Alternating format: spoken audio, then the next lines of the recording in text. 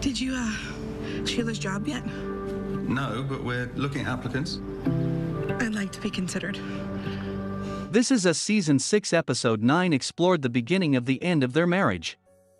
Now that these two have finally been honest with each other, it all makes sense. Toby and Kate's latest argument made them both aware that they've grown in different directions. Toby said that the only way to keep their family together was for Kate to move to San Francisco, but that wasn't a feasible option because she'd have had to give up too much of what made her happy. Their marriage didn't end with a knockout, nasty fight.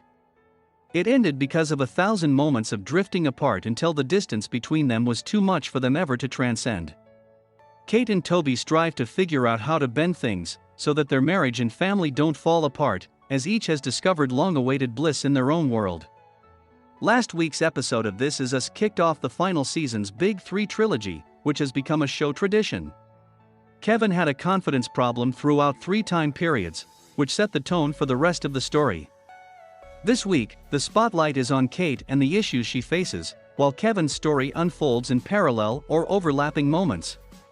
While Kevin longs to jump from the diving board into the deep end on the day of the Pearson family's pool vacation, Kate refuses to try swimming on her own. As Kevin regrets not fitting in at the deep end in college, Kate laments her lack of desire and future hopes. After a sloppy Thanksgiving dinner, Kate and Toby work on their marital problems in the present. Kate's story was about independence versus reliance, and a lack of substance to move toward, whereas Kevin's was about self-confidence and a lack of material to stand on, basis, goals. Let's take in everything that happens in this regard in Kate's spotlight for Season 6, Episode 9, titled The Hill. When the young Pearson family visits the pool one summer day, while Kevin marvels at kids jumping off the diving board, Kate marvels at a girl swimming on her back. However, she herself does not want to get in. She clings tightly to her mother in resistance. Apparently, like Kevin, Kate quit swimming lessons too early. Eventually, Rebecca, who guest directs this episode, pursues the frustrated Kevin, leaving Jack to try to coax Kate into swimming. Kate defiantly insists she won't be convinced. Jack admires her spunk, but nevertheless, carries her in and tries several tactics of persuasion. When he insists she let go of him and try at least floating, she declares she's never going to let go, saying, "Why would I?" Jack seems to consider her attitude an adorable reflection of their closeness, and thus, he caves to her will and takes her out of the pool. But it's possible Kate's refusal to swim on her own by that logic is perhaps not particularly healthy.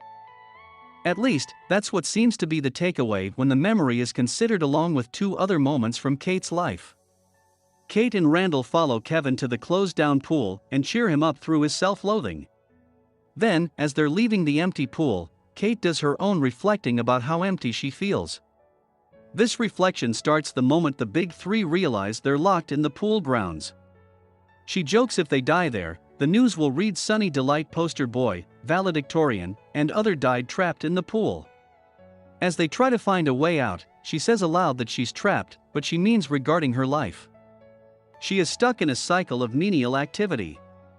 Her brothers tell her to focus on good things, like her future and dreams, but that's Kate's problem. She can't think of anything she wants for her future. She doesn't see a family, or an ideal job, nothing.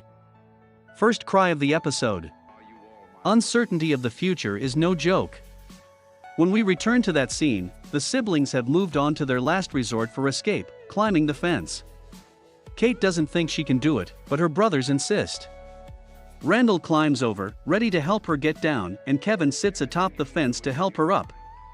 He tells her one step at a time. She reluctantly tries, but slips and refuses to try again. Present-day Kate, the independent woman, and her 2 men. As Toby and Kate head home from the volatile Thanksgiving, Kate, undoubtedly with Rebecca's speech in her mind, says they can't sustain the long-distance marriage, so she wants to visit him in San Francisco to assess the possibility of life there. Toby is ecstatic. Before Kate's visit, we see a quasi-montage of a normal day for Kate. She appears to be a happy, supermom and teacher. She brings the kids to the park, singing out scenery and directions along the way to orient Jack. She helps her student finish an original song, then leads a retirement party for an older colleague, declining the cake she presents. That night, Kate and Madison watch Fight Club. Kate says she sometimes imagines seeing old Toby, the Toby her husband was before losing weight, getting his new job, and dressing better, as if he's her own Tyler Durden. Madison assures Kate the old Toby is still in him, and she just has to find him again during her visit. What unfolds over the weekend is a roller coaster ride, during which Kate can't help but compare old Toby and new Toby. First, new Toby sadly can't pick her up from the airport because of work. Then Kate and new Toby drink fancy champagne and giddily have sex for the first time in a long time. Then new Toby sadly disrupts post-coital bliss for a work call, and Kate imagines old Toby insulting new Toby his interest in basketball and fancy pants, how he doesn't make Kate laugh as much. Kate rejects new Toby's carefully planned itinerary for spontaneity. Spontaneity fortunately proves fun, but at one point, to Kate's chagrin, Toby implies she can't handle walking up a big hill. At a party with Toby's boss that night, Kate has delightful interactions with Toby's boss and coworkers, and is happy to see him in his element. But that happiness is marred by two events. Before the party, Kate is overwhelmed to learn Toby has a house he wants to make an offer on in 2 days, and has already received pre-approval for a loan and gotten a quote for their LA house. Then, during the party, Kate learns Toby turned down a job offer in LA without telling her. When Kate angrily confronts him, he says the offer was less money for a lesser title, but Kate feels betrayed. Kate says it's not fair. Toby wants to uproot them, taking Kate from her sick mother and her job, taking Jack from a place he's familiar with, and taking both their kids from their cousins. Toby says they need his job to fund the expenses that will come with giving Jack his best possible life given his blindness. But Kate asserts it's not just about money for Toby, he's the happiest he's ever been despite living away from the family because of his job and stature. When he notes she should want him to be that happy, she says the problem is this Toby who drinks expensive champagne and knows how to work a room isn't the goofy guy from their first date with whom she fell in love. He says that version of him was a miserable, insecure, self-loathing mess whose goofiness was self-defense, and if he hadn't changed, he'd probably be dead. He asks her, rightfully, what's wrong with the new him. Kate achingly says he's just different. Toby retorts that she's changed too. Whereas it used to be them against the world, she loves the life she's building without him, as a working supermom. He says she's become the fully realized version of herself because he's gone. Kate admits she does feel full and happy, except the man who helped her get there is now the only thing making her sad. This conversation suggests they helped each other grow, but that same growth is pulling them apart. In the morning, Toby lovingly says he's happy they both have discovered their worth, but says the only way forward as a family is for her to move to San Francisco. Floored by this sugar-coated ultimatum, Kate walks out. She heads to the hill Toby had implied she couldn't handle and starts to climb. She labors, but eventually reaches the top. When she does, she calls Philip, Chris Gear, and asks to be considered for the retiring colleague's position. In this moment, it seems the lesson of the present and past situations converged is that Kate thrives when on her own. When she had her father holding her in the pool, she refused to swim because she didn't have to.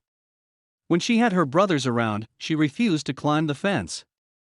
But when Toby left for work, Kate learned to be a working, single mom, and in that solo environment, she has thrived. Kate Final has the future she couldn't imagine as a teen, and it's alone yet linked to two men. The one who helped precipitate it, old Toby, is gone. The other, it seems, will pay the price and be forced to get gone. Kate's best life might not have room for new Toby. We're elated to see this fate unfold as the season continues. Do we raise a fancy champagne glass in cheer for the woman Kate will become, or in sorrow for the man she'll leave behind? Or both? Comment below.